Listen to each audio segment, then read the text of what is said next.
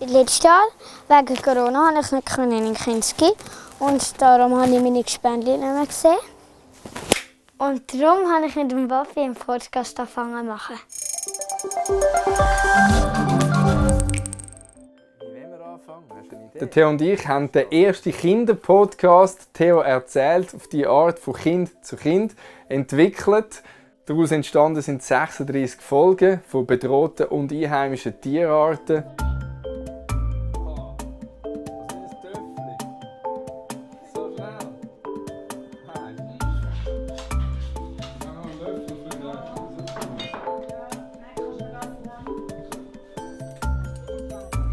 Ja, für uns war es auch wichtig, dass wir ein bisschen Tagesstruktur haben, weil wir haben wirklich nie hin können. Und so haben wir mit diesem Projekt wie eine Aufgabe für die ganze Familie gehabt.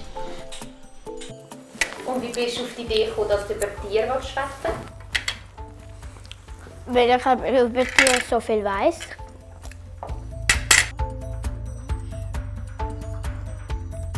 Was haben wir noch wollen? Das ist gefährlicher als alle Raubtiere von der Savanne zusammen. Herzige. Weißt du wieso? Weil sie nennen den Fluss aus ihrem Revier. Ui, mit diesen riesigen Hauen im Mund.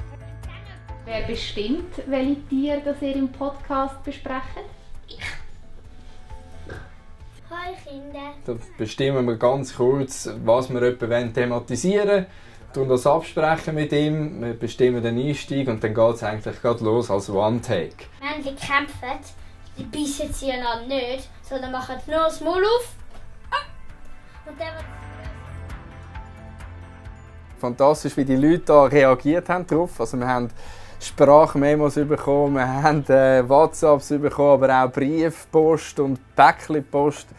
Es ist so ein bisschen wie eine Community auch entstanden, wo Theo erzählt, hört und weiter teilt und weiter verbreitet und anderen weiter erzählt.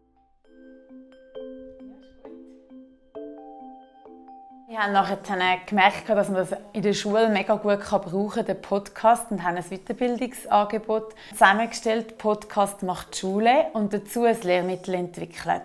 Und im Lehrmittel drin hat es verschiedene Arbeitsblätter, wie man das aufarbeiten kann, Schnipselseiten, dass die Kinder einen Infospick machen können, wo sie alles Wissen zusammentragen, um selber Podcasts zu machen.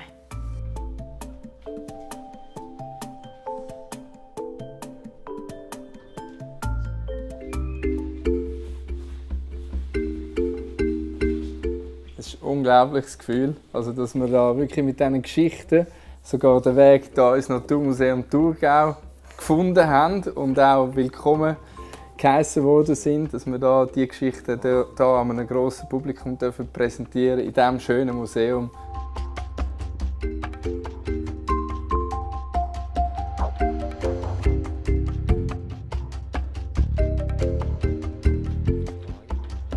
Was uns hier im Museum am Kinderpodcast vom Theo besonders überzeugt, ist die Kombination von Podcast hören,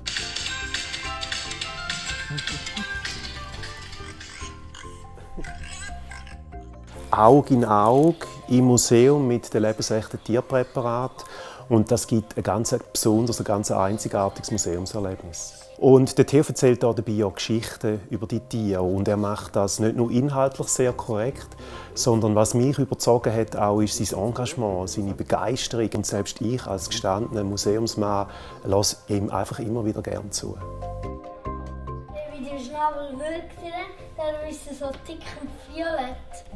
Also wir wollen auf jeden Fall noch mehr Leute begeistern für das Thema Natur, dem Theo seine Geschichten, und dass noch mehr Leute neugierig werden, vorbeizuschauen im Museum oder reinzuhören beim Podcast. Und wir werden auf jeden Fall weitermachen. Also was können wir jetzt den Zuhörerinnen und Zuhörern sagen am Schluss?